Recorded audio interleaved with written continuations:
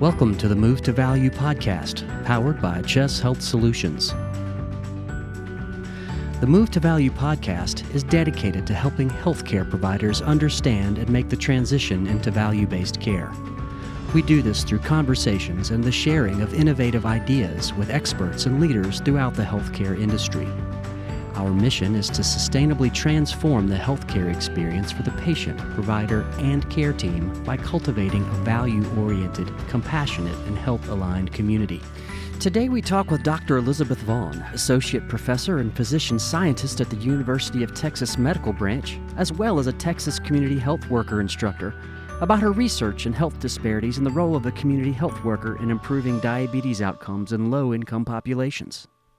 Dr. Elizabeth Vaughan, welcome to the Move to Value podcast. Thanks so much for having me. It's a pleasure to be here. So tell me, Dr. Vaughan, how did you become interested in researching the impact of community health workers? Like many things in life, I fell into the interest. I had done international work since I was in high school, and I always had an interest of low-income healthcare, low-income populations. As a 16-year-old, I went to Ecuador. And, I was what we would call an army brat. My father was in the army, and really a pretty isolated world. And I saw poverty like I had never seen. I realized that Spanish was not just punishment that I had to take in high school, that other people were really speaking Spanish. And I really fell in love with the people in Ecuador. And then I continued traveling and, fast forward about 20, 30 years now. And I've gone most of Central America, South America, and the Caribbean and then over to Africa and India. And through those travels, the people that I worked with were precious. And yet I always sensed a distance between the people I worked with and me. And particularly after I finished medical school and I was now Dr. Elizabeth or Dr. Vaughan, most countries was Dr. Elizabeth, there was a greater separation. So there was a socioeconomic separation, there's a cultural separation. There was an education separation.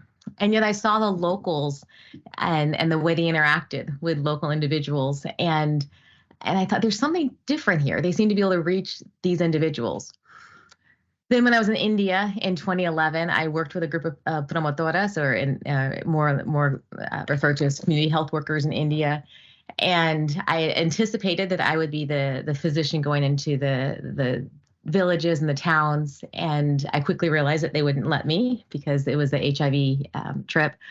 And so I stayed back in the clinic and I taught this group of promotoras. And I at first was disappointed, thinking, man, I don't get to have the fun. I don't get to be on the front lines. And yet I quickly saw that teaching blood pressure, teaching hydration, teaching triage led into a world where they could triage patients appropriately and they could reach far more patients than I could ever reach as an individual person. And so then I realized this is something. And so fast forward another 10 years and I became a community health worker instructor myself, started working and founded some groups here in Houston, Texas of promotoras, and have just seen amazing work of what they do and how they are able to connect with a patient and bring things out from a patient that I never could bring out and offer insight that I would never have. Tell me why, in your opinion, do you feel like folks respond to other individuals in their community more than they would someone who's a physician, someone who comes in with the technology and the knowledge from a first world country? Why do you feel like there is a barrier there to the general population who needs those services? It's a great question. So there's different cultures have different barriers. I think in the Latino culture, pleasing and kind of letting the doctor know that you're trying to do what they said, I think is important. I think there's an amount of respect. They say, you're the doctor, you're trying to help me. And so if they don't, I think sometimes there's a feeling of shame there. And so my experience with the Latino culture is many times the reason they don't. I've had one patient in the 13, 15 years I practiced that just had the medications on the desk, would not take them. Not to say there aren't others, but Most reasons that they don't take medications or they don't adhere to treatment are far beyond what I would ever understand, or that they might be willing to tell me, and it might be embarrassing.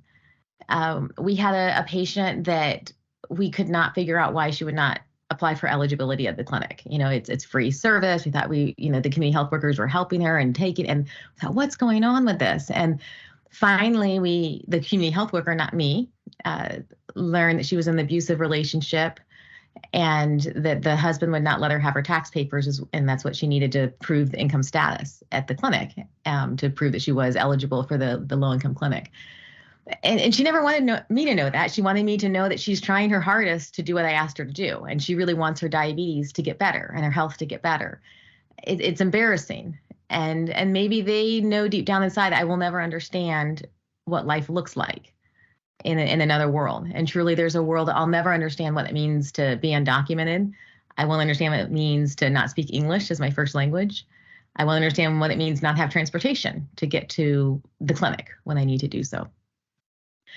So there's a variety of barriers, but I think just wanting to do what the doctor wants you to do, I think that's a major barrier that they face, that they may feel much more comfortable talking to a community health worker who they trust, who might have the same barriers and often have the same barriers as they have. Sometimes we forget the barriers we often think about are, literacy, transportation, language barriers, but we often forget about some of the barriers that are much more challenging, like clinic eligibility, like medication eligibility. For instance, we have medication programs called PAP, prescription assistant programs. And on paper, they're great. But I am not the first investigator to say that there's a lot of holes in the system. What these are, it's a way to kind of these expensive meds. So out of the 11 oral diabetes meds, 3 of them are low cost. And so how do you get the other 8 to them? So some of them are eligible through this process, but every med has a different process. Sometimes you apply and you might wait a month or 2 or 6 or 9 months to actually get the med. And then you have to reapply after the next year. And so, put yourself in the shoes of someone who doesn't speak English, who may not use the internet, who doesn't understand all this paperwork, and didn't even know that after all of this, they have to renew every year. And so just imagine how, and that's one pill of the maybe 5 or 6 that you're taking, and maybe you have to do this for every different pill. And so barriers like that are things we often forget about. And we say, oh, yeah, patients they can take these meds. We've got them, they're available. They just apply. And it's like, well, put your, now once you kind of walk that path, and I never walked it. I'd prescribe it. It was easy. And then I realized when the promotora was brought to my attention, well, they did this, and this, and they're having XYZ barrier. I realized, oh my goodness, there are numerous barriers to this system. Once it works, it's great. But getting there and getting it to be sustainable is markedly, extremely challenging. So tell me how community health workers go about effectively educating and triaging members of their community. Well, the first way for them to educate is they have to be educated themselves, and they have to have some sort of foundation of their own training. Every state is different. Some states have very rigorous programs, training certifications, recertifications. Some states do not, but nationally there are not national standards. And so that's one thing that is ongoing in legislation. So we've got to make national standards for this if we're going to really get these individuals on the line items of a budget. So the first is, what are their certifications? So what does it mean to be a CHW in the first place? If I say I'm a physician, you have a pretty good idea of what training I've done. For a CHW, it's a little more nebulous. So the second after their education is educating them actually what they're doing. So I learned what a CHW is in my certification process, but I don't know what HIPAA is. I don't know what PHI is. I don't know what telehealth is or telemedicine is. I have to learn all of these terms. I'm not medical. I've never stepped foot in a hospital before unless it was for my own care. And so they need to be educated in the realms where they're going to practice.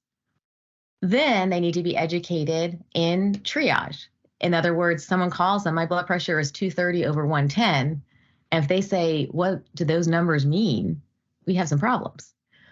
We had a patient, they often call the community health workers first. They're trusted individuals of the community by definition. And by definition, this person called. They didn't call their doctor. They didn't call the ER. And they said, I'm having this left-sided facial numbness. And thankfully, we had taught our community health workers what triage means, education, and when you call and when you don't. And so thankfully, the community health worker knew what to do, directed the person to the ER. They were able to get this person the appropriate treatment before they had long-term sequelae of what we now know was a stroke. But if a community health worker doesn't understand what blood pressure is or what normal numbers are, and we tell them, make sure they check, make sure they recheck. We tell them how to check. They're not doctors, and they know that. There's a very, very, but they have to understand how to get a history so they can help the patient. So if I were to frame that entire question that you asked, how do we effectively educate and triage? It comes back to the education. It comes back to educating them appropriately and then supporting them. When they have a question, when they're out in the field, who do they call? Who do they get help from? If it's a, Tuesday night at 8 p.m., do they have a way to get someone? And a lot of times that's when they work with the patients, because that's when the patients aren't working. And is there a mechanism? If not, we worry about them doing harm because there's no mechanism of help and support. Yeah, and that leads into my next question of how do we go about verifying that these CHWs are going to do more good than harm for the patient? I realized, and I think we all realize that there's definitely a good intent and a willingness to care. But, when you start to jump into cultural norms, that might not always be the best policy for healthcare. How do we go about verifying that the information is accurate that they're providing? Yeah, so doing harm, relates to the question we talked to before, making sure they're appropriately trained, make sure they have the appropriate education and support. I think that key piece, a lot of times I'll see in programs they're trained. Maybe it's a one-time training, maybe it's a two-time training. Oh, we've got them certified, we've got them trained, but there's no ongoing support. When I did residency, that's, 3-4 years of you're in the hospital and, but you had this system of, the duck and the ducklings to make sure that you weren't going to harm patients. And so I knew whenever I got in the spot where I wasn't comfortable, I always knew I had someone to call 24/7. And that's critical to do no harm. I've seen situations in medical training where residents don't have someone to call. And that's when harm is done because they don't know who to call, they don't know who to ask, and there's fear there. And so the same principle with community health workers. The training that we have a website now, mipromotorasalud.org, and we've posted our trainings on it, and we're just kind of getting all 4 segments on it. So in the first training, we have an introduction. This is, okay, what does it mean? Community Health Worker 101. It's like a 4-hour course, and this is all your HIPAA and PHI. What does it mean to be a CHW? What does it mean in the specific place I'm working? Beyond where's the bathroom? How do I work? What are the kind of the rules of the land and where I'm working? The second and third training are the immersion. So for us, we work in diabetes. So the first part is we got to learn about what diabetes is. What's an A1C? What's a blood pressure? We got to learn all about that. So just the really concrete knowledge. Then we take it after that. Once they're actually working with patients, then we have an immersion training on what are all the medications? What are the side effects? Because they're going to be calling them and saying, my legs are swollen. And if they don't know that Actos can cause that swelling and the patient was just put on Actos, then we've got a problem. And so they need to understand what the patients are going. Just like if you're in a visit with your doctor and your family member. A lot of times they tell the family member, particularly if the family member is older or needs some help, they tell the family member, make sure you know this and this. Now, the family member typically goes over their heads. But a lot like that, the community health worker almost acts like a family member. And then the last part of it is a sustainability. And so we take questions that community health workers have asked us over the years, and we just answer them in the last training. Why do I take a statin? These silly rules, they keep changing. I don't understand. My LDL's right. It's 90. I thought it had to be less than 100. Well, yeah, but we changed the rules again on you. So, explaining that. So when their patients ask them that, they know very clearly they do not make decisions. They are not medical decision makers. They take a history and then they triage appropriately to the appropriate person. And that makes a lot of sense. So let's talk about you for a moment. I'd like to hear more about your research with diabetes and underserved patients and how you've used the time model and the simple model and how they differ and perhaps which is more effective. Sure. So the TIME model, it's an acronym: telehealth, integrated community health workers, medication access and education, and group visits. And so if you were just to simplify, what is this model? It is a group visit. So patients come to the clinic once a month for their care, and they see a physician and they have education. Everything is run by a community health worker, the large group education, small group education. They run monthly for 6 months. And now we actually have a model that extends to a month 9 and a month 12, because we get to 6 months and we said, we're not quite there yet. So it kept it going a little longer. And that model is very much, you have almost the cream of the crop patients. And so it's hard to compare it to our other model, which is a simple model. The simple model is, okay, take everything at a time. You basically make time really simple. So in simple, instead of physically coming to the clinic for the group visit education, there's a small group that's done on a YouTube modality for about 5 to 15 minute videos. And then you have the community health worker, and instead of them physically sitting down, they call them up and ask them how they're doing. In both of those models, we have what's called a feedback loop, because inevitably they will see the doctor or they will talk to the doctor in clinic on one day, and the next day they call the community health worker and say, I don't have my pills.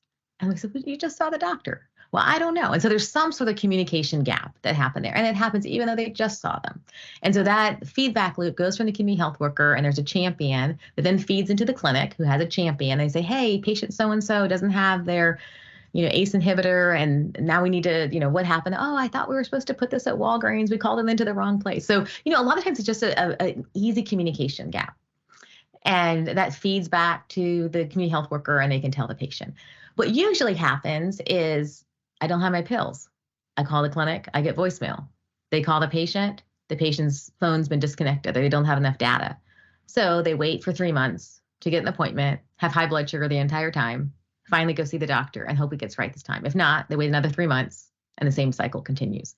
And we see in this population, the A1Cs or the glucose levels, they go up and down and up and down and up and down, from really controlled to really bad, really. And I thought, why in the world is that? And I did a study one time. I just looked at patient notes and I thought, oh, that makes sense. They're on their meds, off their meds, on their meds, off their meds. And a lot of times the gap is, like we talked about before, the medication eligibility process, or it's also just communication gaps that they have. So what's better between the two of them? It's hard to compare because they're a little bit apples and oranges, where these are patients who are motivated to come to clinic, and they typically have transportation to get to clinic. They have more resources typically. We see an A1C drop, 0.5 is considered significant. We see a drop typically of 2 to 2.5. In the simple model, we see a lower drop. These are patients, though, that's more of a kind of opt-out, like, hey, we're running this program. If you don't want to join it, no need to. And they, oh, sure, I'll do it. So these are not your cream of the crop patients. These are the patients that are, well, what if they can't come to clinic? What if they don't want to do a group visit? How do we reach the people who are maybe less motivated or don't have transportation or work a lot? So these A1C drops are typically 1.5, still clinically significant and still a nice drop.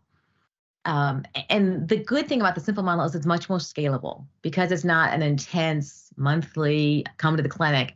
You can run it with 2, 3, 4 times the amount of people that you could run in the time model. So both of them are good models. I don't have a bias. I like them both. I think they're both great but it really depends on the clinic situation, and depends on the patient situation. But simple was named simple for the reason it's simple. With this patient population, how has deploying community health workers on the front line changed outcomes? There's a lot of literature out there about changing diabetes outcomes, and there's many interventions, educational interventions, medication interventions, and I thought, what is CHW? What's different? Why have a CHW in this part when there's other literature that shows we could do other things? And we don't compare these arms. We typically have different studies, so it's hard to compare them. But in looking back at some of the things that we've done, the community health workers really enable whole person care. And a lot of the diabetes studies are done on a 24-week period. So there's 6-month studies. And both you and I know diabetes doesn't end in 6 months. It's a disease of a lifetime. And if we don't solve or work on whole person care, we're not going to have anything that's sustainable.